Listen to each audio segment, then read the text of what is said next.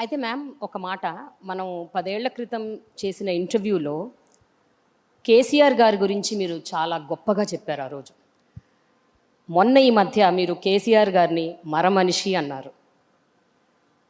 దానికి మీరిచ్చే రీజనింగ్, ప్రధానంగా ఒకటే, ఆన్సర్? కేసీఆర్ గారు ఆ రోజైనా గొప్ప మనిషి, ఈ రోజైనా గొప్ప మనిషి. తెలంగాణ రాష్ట్రం అంటే గొప్ప మనిషి మరమనిషి ఎలా అయ్యాడని. రాదనుకున్నటువంటి ఒక రాష్ట్రాన్ని కేంద్రంతో కొట్లాడి ప్రజలందరినీ కలుపుకొని తేవడంలో వారి గొప్పతనం ఒక 100 సంవత్సరాలైనా 1000 సంవత్సరాలైనా చెరిగిపోకుండా అలాగే ఉంటుంది. అందులో ఎటువంటి ఇది లేదు. ఉద్యమ కేసీఆర్తో ఎవరికి కూడా సమస్య లేదు.